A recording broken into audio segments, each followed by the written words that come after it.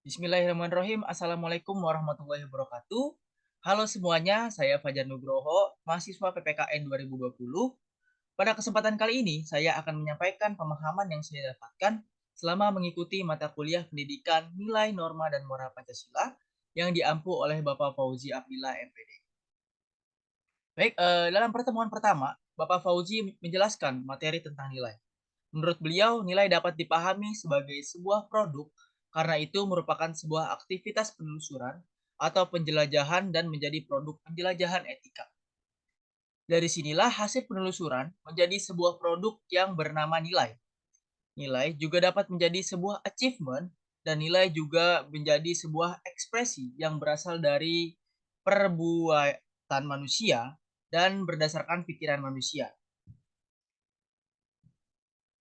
Nilai juga bisa disebut sebagai sebuah peristiwa serta menjadi sebuah area di mana nilai bisa diidentifikasikan karena berhubungan dengan peristiwa dari suatu tindakan. Nah, dari penjelasan Pak Fauzi tadi terkait nilai, bisa dilihat bahwa nilai merupakan sesuatu yang baik buruknya dapat diukur dari perkembangan zaman. Oke, pertemuan selanjutnya Bapak Fauzi menjelaskan tentang etika, di mana etika inilah yang mempelajari baik dan buruknya perbuatan manusia dan juga mengatur tingkah laku manusia di dalam lingkungan masyarakat. Selain itu juga etika juga berisi nilai dan norma di dalam masyarakat. Jadi dapat disimpulkan bahwa nilai, etika, dan norma merupakan sesuatu hal yang saling terhubung, yaitu suatu hal yang mengatur tingkah laku di masyarakat.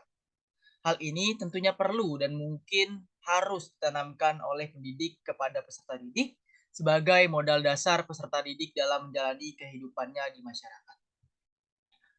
Oke, selanjutnya adalah tentang moral. Moral pada dasarnya lebih mengarah kepada baik dan buruknya setiap perbuatan manusia. Sedangkan etika adalah ilmu yang mempelajari tentang baik dan buruknya perbuatan manusia. Dapat dikatakan moral juga merupakan hal-hal yang dapat mendorong manusia untuk melakukan hal-hal baik dan moral juga bisa menjadi sarana untuk mengukur benar atau tidaknya tindakan manusia.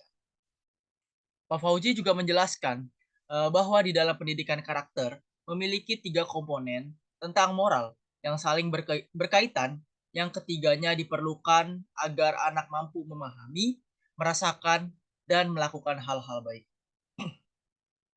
Ketika kita sudah dihadapkan pada suatu peristiwa, maka kita akan dapat dengan mudah mengenali mana karakter yang baik dan mana karakter yang buruk. Dapat dilihat juga dari pemahaman yang tadi dijelaskan, bahwa moral erat sekali kaitannya dengan pendidikan karakter. Karena karakter seseorang dapat dilihat dari bermoral atau tidaknya orang tersebut. Oleh karena itu, kita sebagai pendidik atau calon pendidik harus senantiasa memberikan pemahaman dan pengajaran terhadap peserta didik terkait moral. Karena dengan adanya moral ini dapat terbentuk karakter peserta didik agar menjadi lebih baik dan juga menentukan karakter yang dimiliki peserta didik dan menjadi tolak ukur apakah karakter yang dimiliki peserta didik tersebut baik atau tidak. Jadi, dapat disimpulkan bahwa dengan adanya moral itu akan menjadikan peserta didik menjadi seseorang warga negara yang baik karena jika mereka bermoral, maka pasti akan menanamkan nilai-nilai Pancasila di dalam kehidupan mereka. Sehingga mereka dapat menjalankan kehidupan berbangsa dan bernegara mereka sebagaimana mestinya. Baik, pembahasan selanjutnya adalah pemahaman saya terhadap kelompok-kelompok yang membahas tentang berbagai nilai-nilai Pancasila. Di dalam kelompok tersebut, Bapak Fauzi mengarahkan kepada mahasiswa untuk membentuk kelompok dan berdiskusi. Dan kelompok pertama membahas tentang nilai-nilai Pancasila dalam perspektif perspektif historia prakemerdekaan. Di dalam materi tersebut saya mendapatkan sebuah pesan yang dimana saya harus terus mengingat tentang bagaimana perjuangan-perjuangan para pahlawan bangsa dalam memperjuangkan kemerdekaan Indonesia. Khususnya para pahlawan yang merancang ideologi bangsa kita yaitu bangsa Indonesia. Nah, selanjutnya adalah pemaparan dari kelompok kedua yang membawakan materi tentang nilai-nilai dalam perspektif historis pasca kemerdekaan.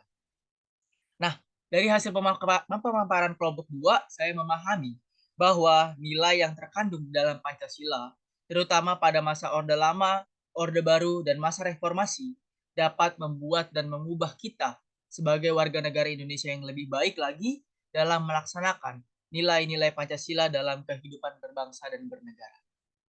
Oke, selanjutnya adalah pemaparan dari kelompok 3, yaitu nilai-nilai Pancasila dan nilai-nilai universal. Dapat dipahami, arti dari universal adalah bahwa nilai-nilai yang terkandung di dalam Pancasila tidak hanya bisa diterapkan oleh orang-orang Indonesia saja, melainkan bisa juga diterapkan oleh orang-orang dari negara lain. Hal tersebut karena nilai yang terkandung di dalam Pancasila adalah nilai-nilai yang baik dan sangat cocok jika digunakan sebagai teladan di dalam kehidupan mereka. Baik, selanjutnya adalah pemaparan dari kelompok 4, yaitu nilai Pancasila dalam dimensi spiritualis. Di dalam pembahasan dari kelompok 4, saya memahami tentang bagaimana Pancasila sebagai nyawa bagi masyarakat Indonesia, yang mana mengajarkan kepada masyarakat untuk selalu memanusiakan manusia dan menghargai perjuangan para pahlawan yang telah berjuang, sehingga bangsa Indonesia tidak kehilangan jati diri mereka yang selalu menjunjung tinggi nilai-nilai dari Pancasila. Baik, selanjutnya adalah pemaparan dari kelompok 5, yaitu nilai Pancasila dalam dimensi religiusitas. Hasil dari diskusi yang dilakukan oleh kelompok 5 memberikan saya pengetahuan baru tentang seberapa berhasilnya dan terwujudnya nilai-nilai Pancasila dalam ranah religius. Menurut realita, zaman sekarang saya masih melihat sudah banyak masyarakat yang menjunjung tinggi nilai toleransi. Karena seperti yang kita ketahui bahwa Indonesia adalah negara yang memiliki banyak sekali keberagaman dan sudah banyak dari masyarakat Indonesia yang sudah mulai menerima perbedaan kepercayaan dan sudah tidak menganggap bahwa perbedaan adalah suatu keburukan. Baik, pembahasan terakhir diungkapkan oleh kelompok 6 yaitu organisasi nilai dan moral Pancasila dalam pendidikan. Dalam hasil diskusi dari kelompok terakhir, saya mendapat kesimpulan bahwa Pancasila yang menaungi pendidikan. Karena jika organisasi-organisasi pendidikan tersebut senantiasa menjunjung tinggi nilai Pancasila, maka kegiatan pendidikan tersebut akan senantiasa sesuai dan berhasil mewujudkan tujuan dari pendidikan itu sendiri, serta menghasilkan output bagi generasi bangsa sesuai dengan nilai-nilai Pancasila. Baik, setelah kita membahas tentang hasil diskusi dari tiap-tiap kelompok kelompok tentang nilai Pancasila, kita akan masuk dalam pembahasan di pertemuan akhir mata kuliah ini, yaitu tentang masa depan pendidikan nilai dan moral Pancasila. Jadi, dalam video yang disajikan oleh Bapak Fauzi, saya mendapatkan banyak sekali fakta-fakta menarik. Dalam video tersebut, Bapak Fauzi menjelaskan bahwa masih banyak masyarakat Indonesia yang salah dan kurang memiliki etika dalam bersosial media. Selain itu juga masih banyak orang yang memberikan ujaran kebencian di berbagai platform.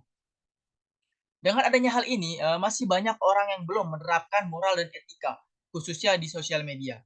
Di sini Bapak Fauzi menjelaskan bahwa sebagai calon guru PPKN atau guru apapun, kita dapat berkontribusi dalam mengembangkan semuanya berbasis TIPEK. Pak Fauzi juga kembali menjelaskan bagaimana kita sebagai pendidik mampu mengorientasikan dan mendasarkan semua ke dalam ranah digital. Dalam hal ini, menurut saya bisa saja diimplementasikan oleh calon guru PPKN, tetapi harus juga didukung oleh instansi-instansi tertentu untuk mengembangkan ini. Setelah itu, Pak Fauzi juga berpendapat bahwa guru perlu mengajarkan kepada orang tua tentang pemanfaatan teknologi yang beretika. Nah, saya sangat setuju akan hal tersebut karena dengan adanya pengajaran tentang pemanfaatan teknologi yang beretika bisa meminimalisir adanya konflik, ujaran kebencian, dan hal-hal lainnya yang tentunya bertentangan dengan nilai-nilai dari Pancasila. Nah, berikut tadi penjelasan tentang pemahaman saya selama mengikuti mata kuliah pendidikan nilai norma dan moral Pancasila.